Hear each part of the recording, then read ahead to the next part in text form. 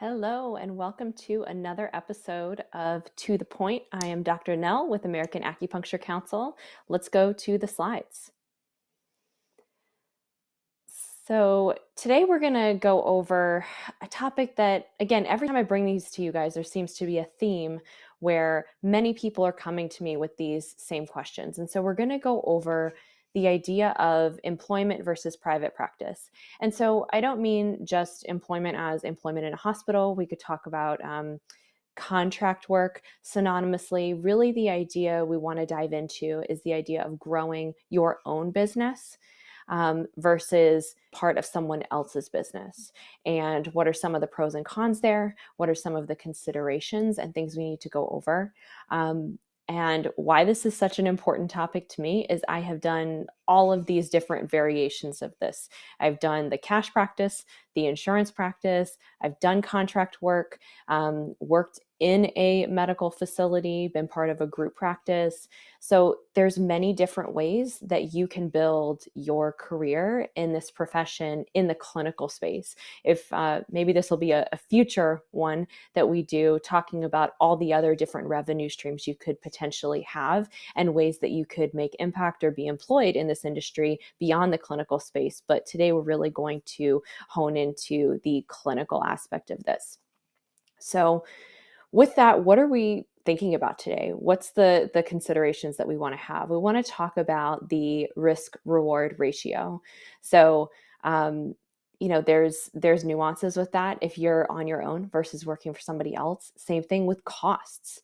The costs are going to be drastically different. And even within those two different options, there are going to be different cost considerations. And then the benefits comparison, because of course, whatever decision we make, we always want to be coming from a really informed place and making decisions out of having substantial information rather than making a decision based on, insurance feels complicated. I don't want to deal with that.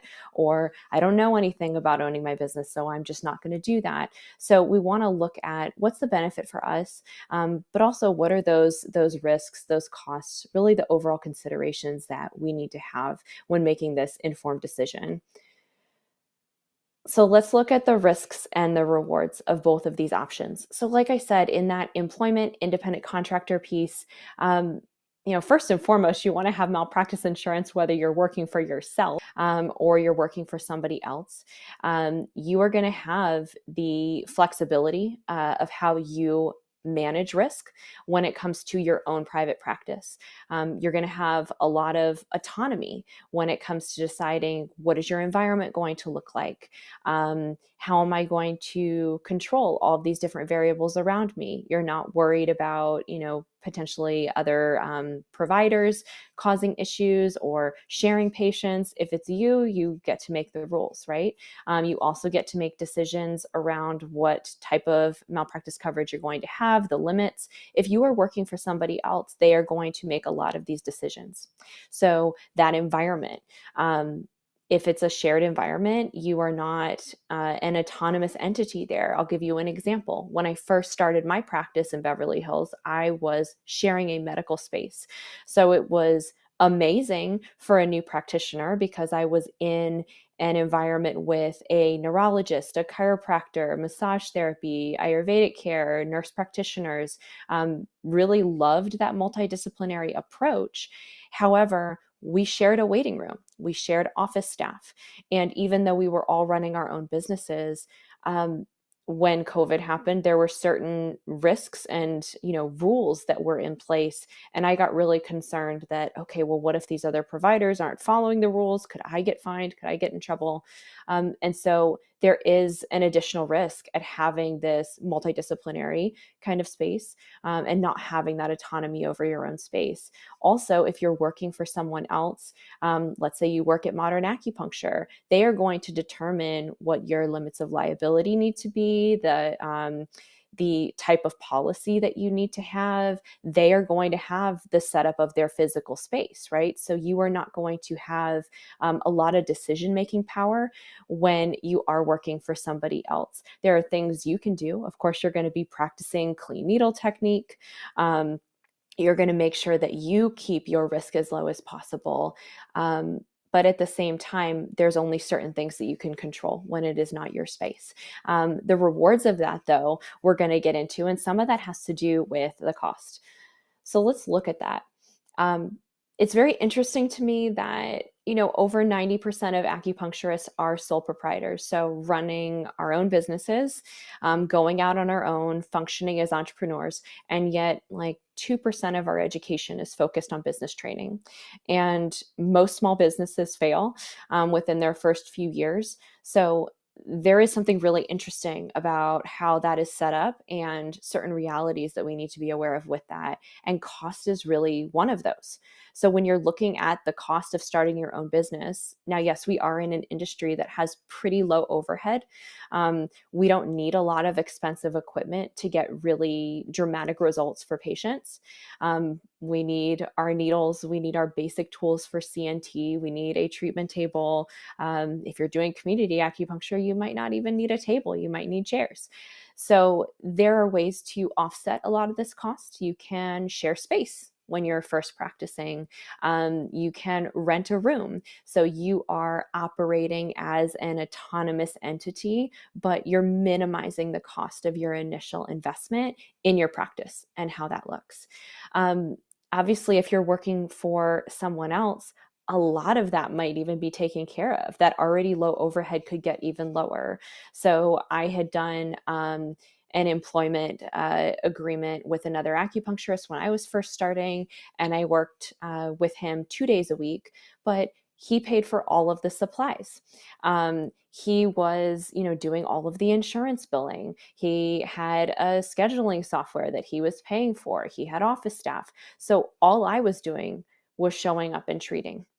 And so when we think about cost, we also want to think about, well, what does that mean for what it's potentially costing us as well, right? So if you are operating in your own business, you get to determine what that fee schedule is. You get to determine, what your take home from your business is going to be. Whereas if you're working for someone else, you'll see a lot of these jobs advertised online, and sometimes it is nowhere near what you could make in private practice. And that's because this entity that is employing you or contracting you is taking on not only a lot of that risk, but the cost as well. And so they have to offset that in some way. But I do really want to talk about the benefits, because this is going to look a little bit different depending on not only like what your risk tolerance is, what your interests are, what you genuinely want to spend your time doing. So like I mentioned with private practice, you get to determine what your fee schedule is. Nobody is making that decision for you. You can do your own market research. You can say, I'm going to have a relationship-based practice, and I'm going to go out and make friends with other healthcare providers and make sure that I have a ton of referrals coming in and I keep my patients really happy. You could have a high volume insurance practice where you are in network with a lot of companies that are essentially pre-qualifying people for you, who are on those websites looking and saying, oh, hey, I'm interested in acupuncture. Where is there an acupuncturist in my area? So that flexibility and the autonomy that you will have in private practice is really your major benefit. You get to make all of the decisions. That for some cannot feel like a benefit at all. Some people, and I would venture to say a lot of people in our industry, did not get into this medicine to run a business. They are not interested in being entrepreneurs. That is not, top of mind. It's that they want to be incredibly clinically competent, which most acupuncturists are, who are licensed, and they want to deliver incredible patient results. And that's what we like to do, right? The benefit of working for someone else, when you give up some of that autonomy, you get back a lot of that focus on being a clinician. So I loved at that point in my career, when I was first starting out, for 2 days a week to be able to show up in an office and just treat and have a full schedule and never worry about recruiting patients or what the overhead was, or was my, business license renewed? Did I pay my taxes? Did I get my articles of incorporation in? All of those things were taken off my plate as an employee. as a contractor as well. Like, I'm not worried about those things. I get to show up and do what I want to do best. So when we are looking at the benefit analysis here, that is going to be highly individualized depending on who is looking at this. I personally see so much benefit in running your own business and getting to determine what your marketing strategy is going to be, who are those partners you're going to bring in. But a lot of people might not feel that way. I have a provider who works for me in my practice, and she is incredible. She's been licensed for 12 years. And she, the entire time, has only been interested in employment opportunities or contract work, because she is very clear that she wants to spend every hour possible in her day focusing on patient care and treating patients. And she has absolutely no interest in running a business. So looking at benefits, that is highly individualized. There are certain things that you're going to say, oh, hey, like that sounds really good to me, that will not sound good to somebody else. So just like our medicine is so highly personalized, this decision is as well. But I think the important things with this to remember are you have tons of flexibility. You get to decide if you want to only run your own business, if you want to work for someone else, if you want to work with someone part-time, if you want to have multiple locations. That is a really beautiful thing about not only the personalized aspect of care that we have, but the personalized aspect we can have with our clinical setup and the way we deliver that care. It's very important, though, to know your state laws. So, for example, in California, it is very difficult to contract people. A lot of those laws were built around trying to protect independent contractors, like Uber drivers, that type of thing. And the side effects of that have permeated into the healthcare delivery system. And so you need to be knowledgeable about, okay, am I even allowed to have independent contractors? Am I allowed to be an independent contractor? If I'm an employee, who do I need to be employed by? Another California example, you need to be employed by a professional corporation. So if your employer doesn't fall into that category, they're not supposed to be employing you as an acupuncturist in that state. So there is nuance there, and workarounds for all that too.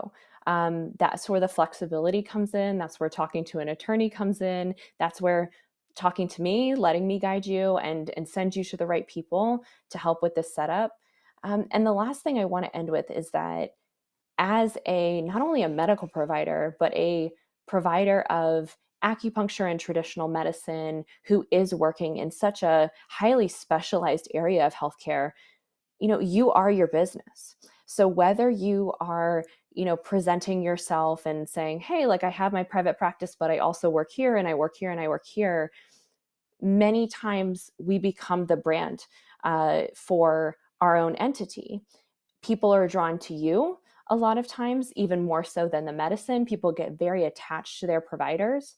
And so while that provides a lot of flexibility, there's also a ton of responsibility that goes along with that. And I think that's, I want to link that back to the risk management piece at the beginning that we really need to be mindful of. Because even if we're out there, we're, posting on our own personal social media, we're still representing ourselves and our business, whether we are employed or whether we are practicing independently. So I love talking about these different options. I've been able to help a lot of providers kind of navigate that landscape. That's my happy place. So please feel free to reach out. We definitely have the risk management piece covered. And don't forget to tune in next week for another episode of To the Point. Thanks for tuning in.